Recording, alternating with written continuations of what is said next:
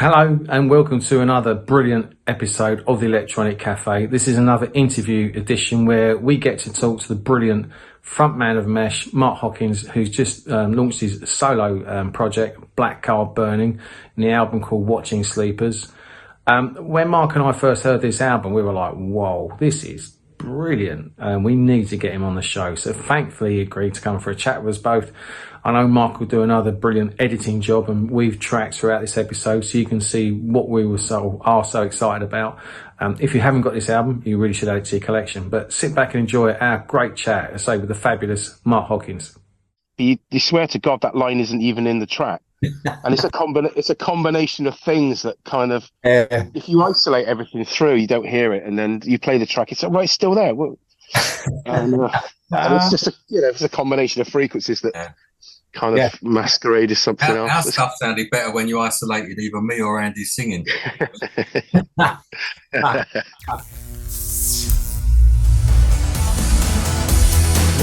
will be, will be. Whatever you see, you see. Whatever you have to lose. Whatever the path you choose. Whatever the mess you make. For somebody else's sake. Wherever the fools will be, I'll be. That's why they follow me. Your weakness is dangerous. We need you to save us. Welcome to another fantastic interview episode of the Electronic Cafe. And this morning we are joined by the rather brilliant Mark Hockings, frontman of Mesh and creator of a fantastic new album called Watching Sleepers under the moniker of Blackcarburning, and it's absolutely brilliant. So we're delighted to have him here. Mark, welcome to the Electronic Cafe, my friend. It's lovely to have you here. Good morning, guys. Good morning, everyone. Mate, congratulations on that album. I've been playing to death on my classic iPod, believe it or not, going into London every day this week. And I know Mark's been playing to death. Can you just tell us a little bit more about it? I'm guessing maybe, was it done in lockdown? What was the thinking behind it? Love to know a bit more about it. Yeah, I mean, it was kind of started in lockdown, and it wasn't really. I mean, I'd never really planned to write an album, to be honest. I kind of started off with. I thought I'd just put some instrumentals out on Bandcamp. That was pretty much it. So I kind of got an instrumental together. I put some samples on it, I think, and then I asked Mary Capman to replace those samples, and then she sort of sent that back, and then I thought, well, okay, this could be a song, and then I ended up writing some lyrics, and then she did the lyrics, and then so then I had a song, and then I just pretty much started from that. I thought, well, okay, that's interesting. Well, I don't put that straight on Bandcamp. Let's just play around. And I think I ended up with, if I look at the list on my wall, I think it's about 22. So I've ended up with 22 tracks over that time. So it's a couple of years, though, to be fair. Yeah, it just carried on, really. I mean, I did a single type thing. So I did a single called The Mirror, which I released on my own, and that had a couple of B-sides on it. And then there was a lot of interest in it, so I just sort of carried on writing, really. I'll care if nobody cares. I'll talk if that's what you need. And when it's too much to bear, and when we're both on our knees, I've seen that face in the mirror. I've been that place myself before. After 7 Mesh albums, why did you? You're a busy guy. I mean, why did you think, I'll do a solo album, or was it just like a song that developed and grew? I mean, it was a combination. I think I've done it. I mean, it's a lot of work to make an album. Don't get me wrong. I mean, you've got to kind of commit to it. Once you press the button on it, you kind of need to see it through. It's one of those. But I haven't really done anything on my own since I was kind of at university. Do you know what I mean? I was kind of I was interested to see whether I could do it, because I mean, there's a lot of stuff I had to learn. I mean, when we do a mesh track, generally there's, a mesh album, there's generally quite a few people involved in it. Yeah. And some of the final stuff, like the mixing and the mastering, we kind of get other people involved in it. Yeah. But there's a part of me that just, I don't know, sort of some kind of masochistic thing that just wants to get involved in things like that. I don't know why I do it to myself, really, but so I had to learn quite a lot. I mean, one of the things that was interesting, I talked to, I gave John Fryer, the famous John Fryer, the album, I say a couple of years ago. I kind of almost finished it by then. And I learned a lot from him, really. Just, he said, well, there's nothing wrong with the songs. Everything's great, but maybe, push the drums up a bit. So I learned quite a lot about myself that, I tend to push the vocals down, push the synths up, and the drums are always too quiet. I mean, that's just always the way. Mm. So I had to kind of relearn how to mix things. Guy to learn from, though.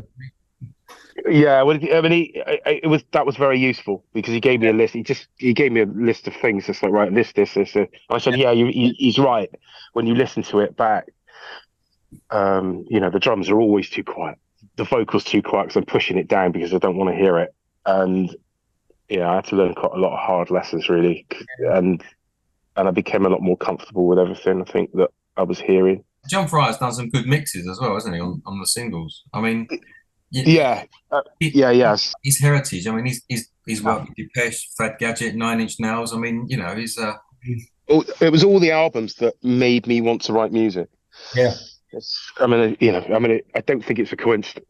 But it was all those, defining albums that really made me put down the guitar and go and buy some keyboards. I mean, one of the reasons I put down the guitar because I was terrible at playing it. But it made me want to go out. All those albums that his name is on. Yeah. Yeah, it was quite weird to see my phone ringing and his name coming up on it. Did you not know him beforehand? I mean, I didn't know him before, no. Wow. I mean, obviously I knew of him. It's all about you. It's all about you. Your life won't be crushed in this pressure. Your words, they must fill you with pleasure. He's a label partner with, I think he's a label partner with Christian, who runs the Cop International, which is the Californian label that I'm signed to. So he's a part of that thing. So that was quite cool.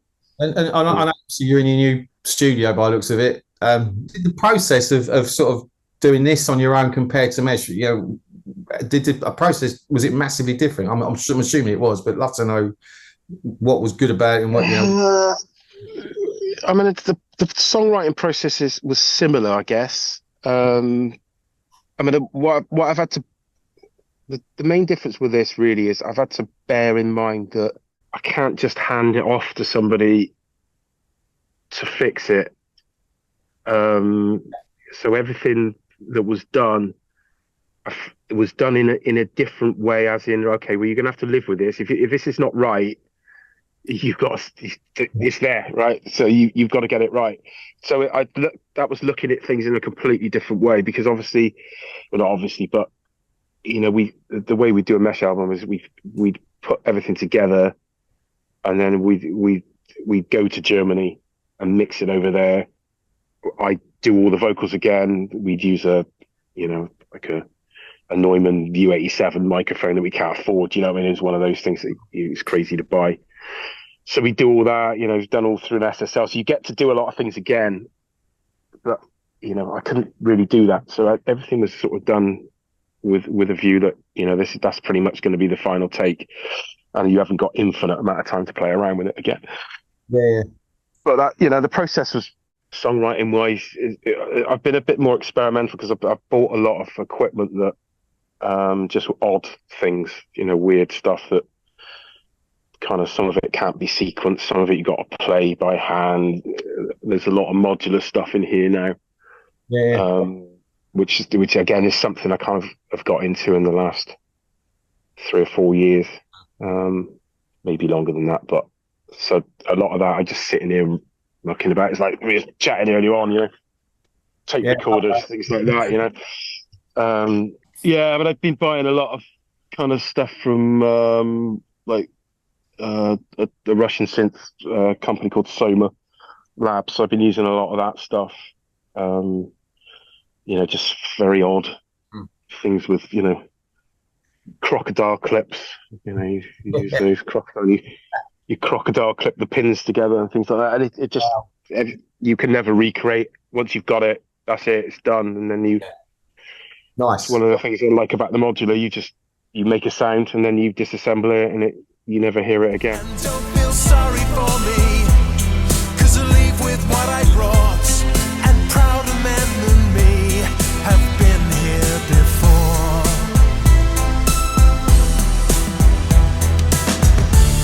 Guilty, my heart's still broken. Guilty, I can't go back. I guess with Mesh, I mean, you're constantly bouncing ideas off of Richard as well when you're sort of writing the process. Yeah, it's with, a collaborative process, yeah. and with you, it was like, you know, you was wearing many hats. I mean, you was writing, programming, you was doing all those things, but basically you was like sounding it out in your own mind. Yeah, you're filtering it yourself. So, I mean, whether that's a good idea or not, I mean, sometimes if there's too many people involved, if there's a couple of people involved, I think it works. As soon as you've got more than two, then inevitably it chips all the edges off of everything. You know, if anything's slightly odd, one person out of the four of you is going to say, "Well, I don't really like that bit," and then by the time you finish, you end up with something that, you know, it maybe on the surface sounds better, but you come back and listen to the demo 2 years later, and you think, "Oh, yeah, the demo was better, wasn't it?" Yeah. And it's because it's gone through a committee process. It just depends on who's in that group.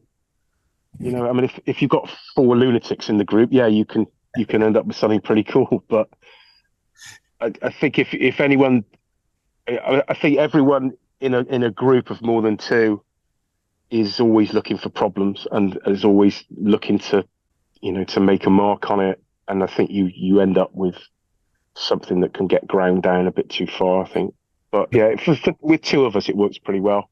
We've both got kind of our areas of expertise, if you like. I mean, I'm kind of, you know, in for the lyrics, the melodies, you know, and Rich is a very good programmer and a very good, you know, he knows how to get a lot of energy out of a track. You know, it's something that I kind of, it's not necessarily my forte, but yeah, it works pretty well with the 2 of us. Has Richard's heard the album? Obviously, do you like it? I don't know if he has or not. Richard, get a copy, mate. Have a listen. I don't know. I wouldn't like to say. I've lost a part of you, my friend.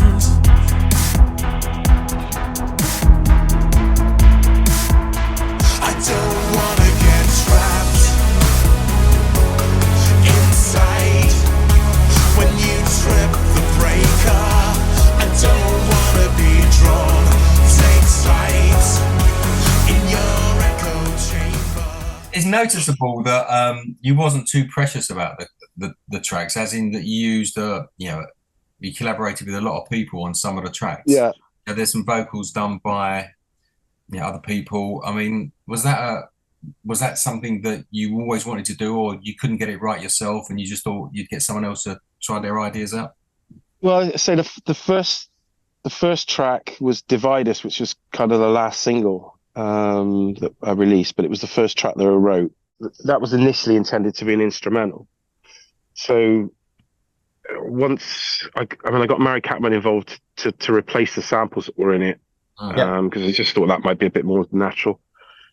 And then that kind of developed into a song, and then so that was the first track really, and it was just interesting to hear somebody else's voice on it, because I mean, I've lived with my own voice for a long time. you know, and you kind of not, you don't get bored of it, but you kind of wouldn't mind just hearing how the songs might sound with somebody else singing them. And that was a bit of an eye opener. I thought it was quite nice. You know, I think, okay, That's a great vocal on that song, though. There is. it is, yeah, it is a good, really good vocal on there. I mean, I did that one with, because she's in the States, so we did that with kind of file sharing, which was fine. I mean, it works with like Neil and Jan. We did those through a thing called VST Connect. So you just basically, it's like a little sound booth. You can connect it to the PC here, so it doesn't matter where you are in the world. They're singing live, so it's like a producer singer session. That's really cool. But I hadn't really thought of that when we did it with Mary. So she did all of that stuff in the States and then just sent it over, and I just mixed it in. Yeah. But yeah, so I think because that was the first track, I was just sort of increasingly more interested to see how that would work. But I had half a mind on. I mean, the biggest problem with an album where you've got loads of collaborators on it is that if you ever want to do it live, you've already shot yourself in the foot, right? Because you can, especially if you've got, you know, 3 singers from America, one's from like Chile or somewhere like that. You know, it's not possible. I mean, because it will cost too much to do it, and you can't really drag somebody along on a tour who does one song for 5 minutes. Do you know what I mean? Every day, it's not. Yeah. You know, it's not a good use of anyone's time, is it? So once I got involved with Neil, you know, Neil's, you know, he's not close to where I live, but you know, it's not impossible. Yeah. And so I started doing a lot of work with Neil, really, just because his voice is just so flexible and it's got a kind of scalability, or like some sort of commercial sound to it that I'd never really heard before on my own tracks. Yeah. So I think it's just nice. It was just nice to be able to say, "Well, can you do this? Can you sing it like that?" And they say, "Yeah, I can do it." You know, and that's just, I've never been in that situation before. It's like, okay, well, can you do this?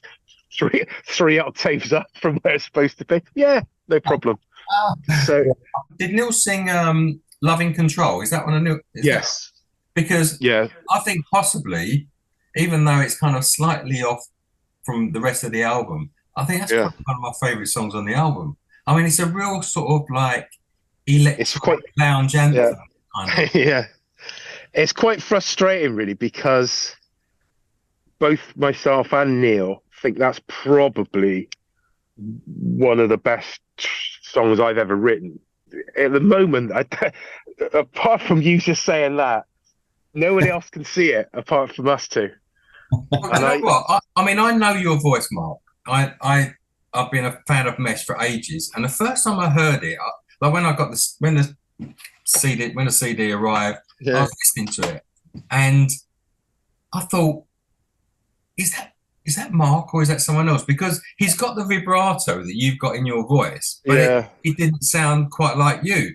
And then, I've listened to it in the car and on various different systems, and that song is such a great song. It's kind of like a real sort of loungy electronic anthem. Yeah, it's like I woke up one morning and it was in my head, frustratingly.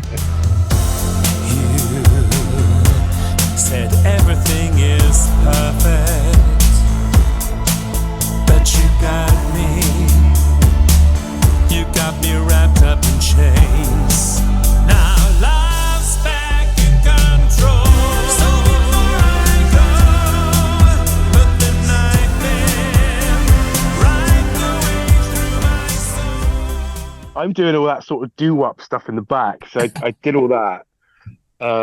And I originally sung on that, and that was the first track he did for me, the first one he was involved in.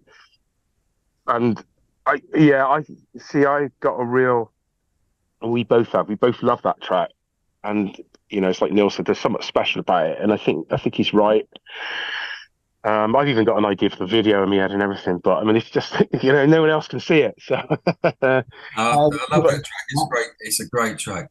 I also love the fact you got some proper sort of synth pop sort of bangers in there, like Reset and All About You. They're really good. I mean, I listened to the album all this week, and it's really good the way it kind of flows. Where, as Mark says, you've got something that's loving control. It really, you go in deep, and there's other stuff you just so good. It's a really good mixture of stuff. It was quite difficult because I mean, you know what, I don't really like albums that, you know, I've got, you know, 5 different styles on them, and I mean it was quite tricky with this album because there's quite a range of different things on it, but it kind of all ties together quite nicely, I think.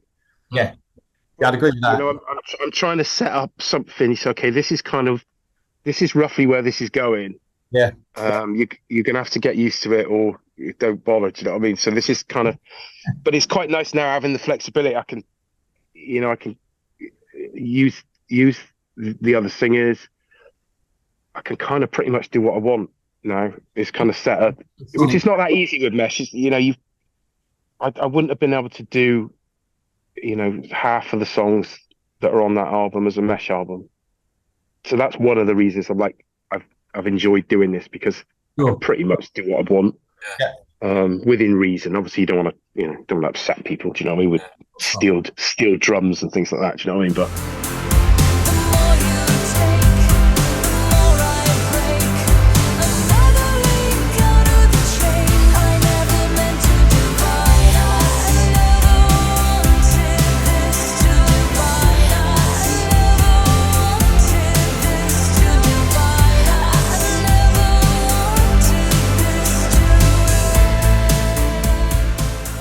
I've just been lucky. I've had the time to be able to just chip away at it and make sure the songs work, and make sure that it's even stupid things like going through every track to make sure everything is clean, and taking out whatever if you hear something. So I've heard everything so many times. Any even slight sort of something that shouldn't be there, I hear it. Yeah.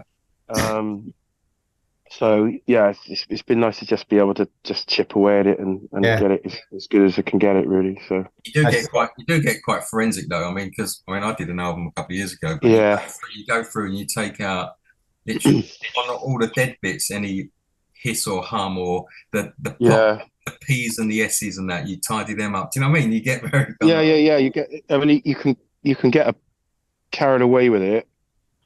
I mean, some of the tracks have got. I mean, it's not really making this up. I mean, it's like there'll be 200 tracks in there. There's 200 things running on separate tracks. And you have to go through everything, and just, even stupid things like bass, just taking bass out of things that don't need bass on them. It's surprising how much all that stuff accumulates, if you've got just some sort of hum on something, there's a few synths in there that make just random humming noises, and you go through all that. Some of the effects clashes as well, don't they? Like two effects side by side. You can't hear it when you hear them in isolation, but together they just muddy it. They muddy it. It's stuff like you get. There's something you can hear a sound, or there's a line or something in there. But you swear to God that line isn't even in the track. And it's a combination of things that kind of, if you isolate everything through, you don't hear it, and then you play the track, it's right, it's still there. And it's just it's a combination of frequencies that kind of masquerade as something else. Our stuff sounded better when you isolated either me or Andy singing. I mean, it's crazy using 200 tracks. I mean, we paid a lot of money in like the late 80s for a London studio, and I think it was like 24 track. We thought that was kind of like massive. And then now you've got Logic or Pro Tools, and you just got an infinite number of tracks to use. There's no limit really. But I mean, given the opportunity to run 150 tracks, I'm always going to do it. Oh, sure. So, hey, why wouldn't you? Everybody was wrong, that. Everything took too long, you see that too. You're not the only one that knew. Stop throwing stones because you're breaking bones.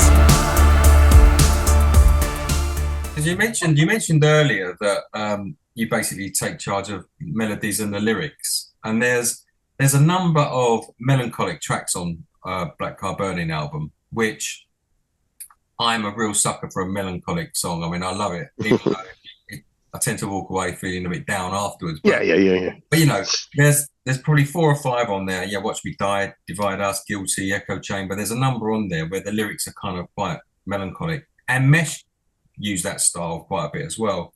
Yeah. Can You Mend Hearts, etc. Is Yeah.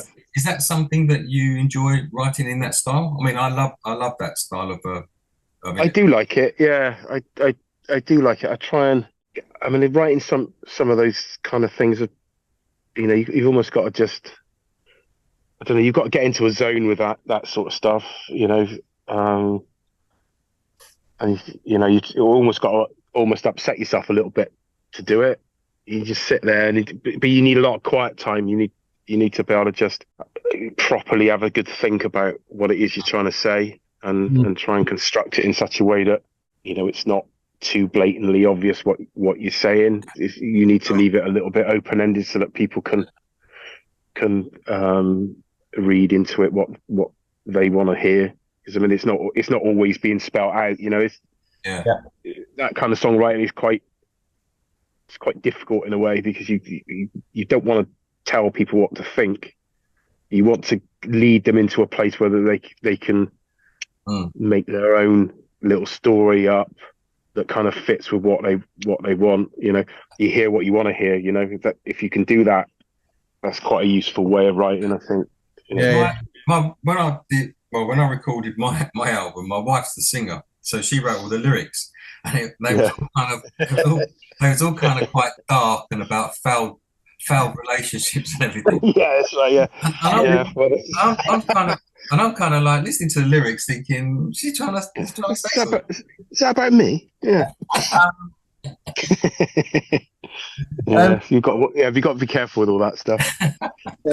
Mate, the album was preceded by 3 Ps, and there was a Japan cover. I think it was The Other Side of Life. So, are we both right in thinking you're a bit of a Japan fan as well? Not that there's anything wrong with that, by the way. Well, yeah, I used to like. Well, I still do. I mean, I still like Japan's work. And I kind of. I mean, it was Japan. Obviously, David Sylvian. Yes. And Mick Kahn with sort of Dali's car and stuff like that. So I used to listen to Dali's car quite a lot. I thought that was a very clever piece of atmospheric work in it. I couldn't, you know, I've not really heard anything like that. That was a very interesting album. So that kind of stuff I was kind of really into. I mean Japan's quite complicated, mate.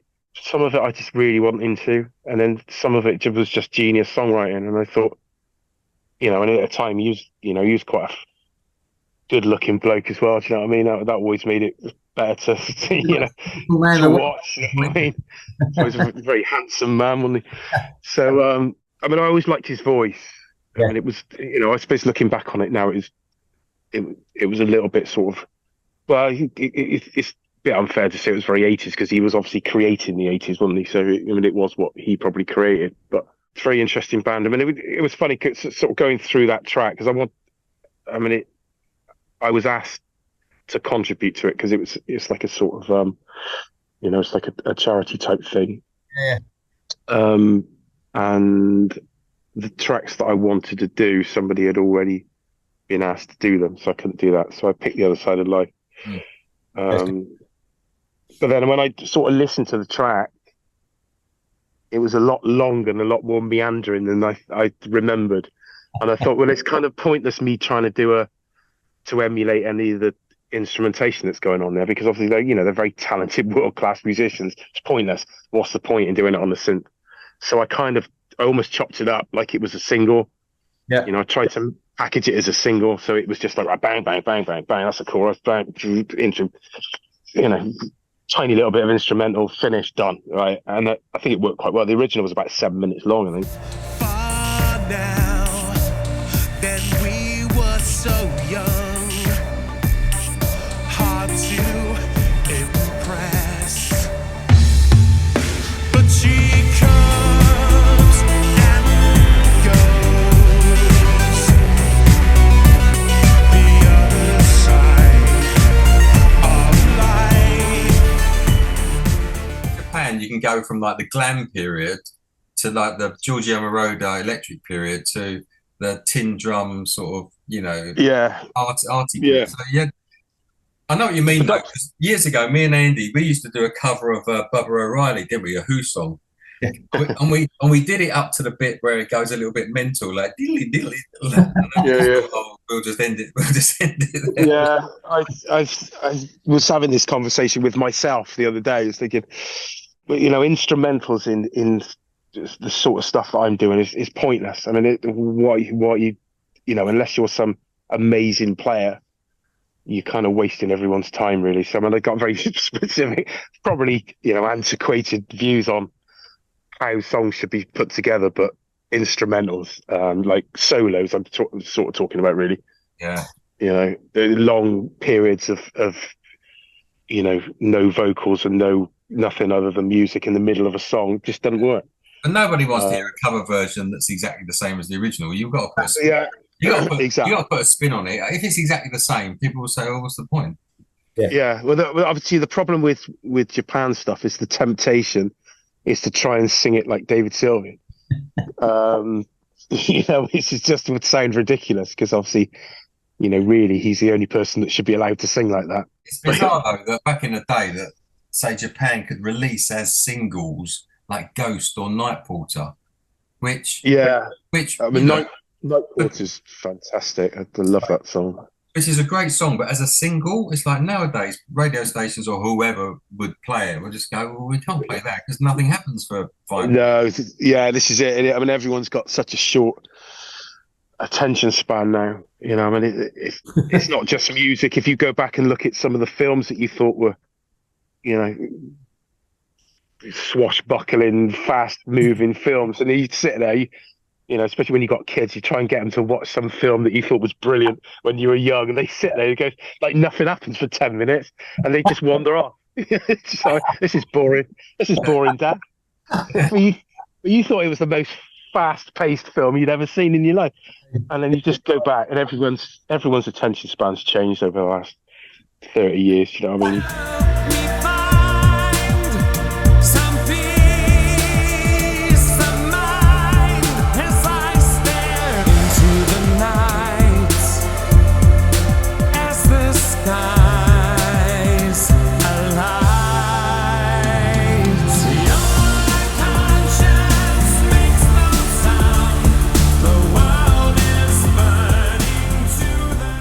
We collect a lot of vinyl. I mean, I've got loads of vinyl here. I mean, we'd love this album to be out on vinyl, but I guess, pressing plants. We would have done it, yeah. It's exactly that. It's not. We had a 6-month lead time on vinyl. It was just not possible to do it. Yeah. The pressing plants at the moment are at full capacity. They can't cope with it anymore. It's not to say we won't do it, but we may do. I mean, it's quite a long album as well, so it would have to be a double. Because, I mean, I literally had to edit it down to fit it on a CD. I had to do some pretty brutal editing to get it to fit on a 74-minute. I think you can go a bit more than 74 minutes, but not much more. It's a good thing to do, and I really like, the artwork format's very good for obviously for vinyl as well. Do you know what I mean? So it's a nice package. Yeah. I don't know if anyone.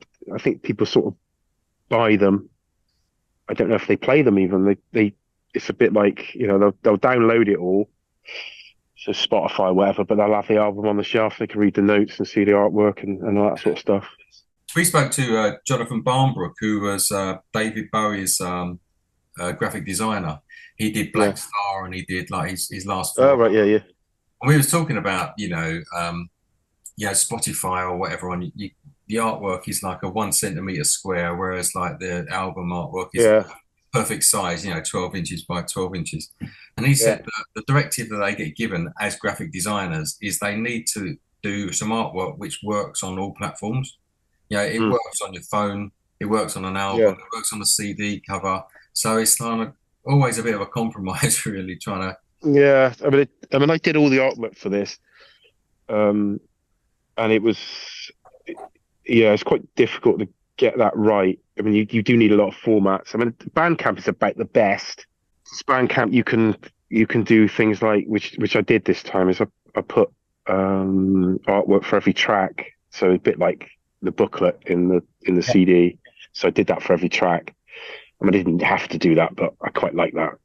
So where did the name Blackcarburning come from, Mark? I mean, I write a lot of stuff down, so I was listening. I mean, this is going to sound a bit middle class, you know what I mean? But I was listening to Radio 4 in my car, and there was a book review on, and it was the book was called Blackcarburning. I thought, well, I like the sound of that. That's pretty good. I'll write that down. So I write everything down in my phone. I just thought, actually, yeah, it's a good band name, that. Yeah, cool. I mean, it's, you know, it's the color black. It's got cars in it, and fire. What else is that? You know what I mean? It's got everything. Mate, and obviously the last Mesh album was 2016. Yeah. Any new ideas on? Is there going to be a new Mesh album, or there will be one? Yeah. I mean, I needed to get my I needed to get this finished, really, and we've started working on stuff. We've got a couple of tracks, one of which actually has got Mary Catman on it. Strangely enough, that's how I first started working with her. Really, that was through a Mesh track, which is a really, really cool track. So yeah, there's stuff happening. I kind of need to get my shit together, really. Just because the studio's a bit of a mess. I mean, there's wires in here. I can't get them out anymore. You know, if I want to move, if I want to change the way something's patched together now, I have to buy new cables. wow? Because I can't get them out. Cannot get them out. They just lie there like a cable graveyard.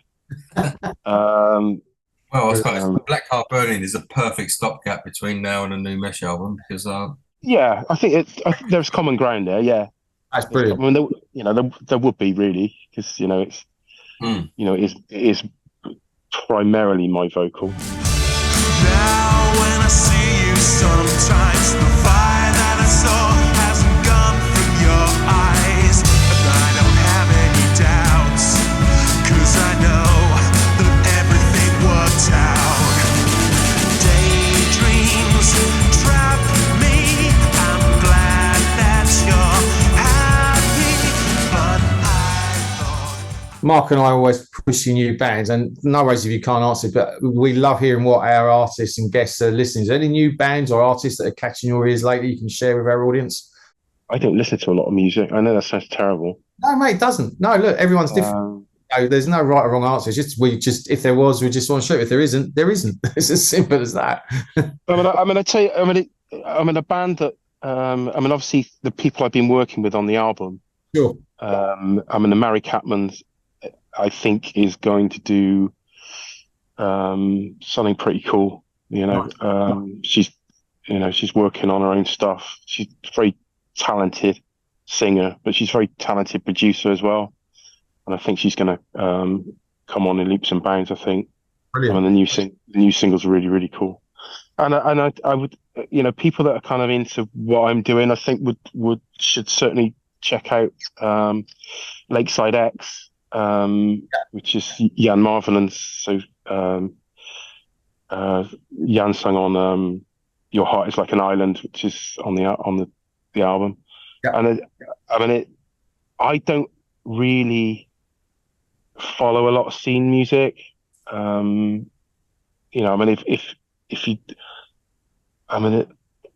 Nation, I would say, is, the Electric Sun album is a great album. I saw them in London a couple of weeks ago. Yeah, we just did a review of Blitz magazine as well. It's a great album.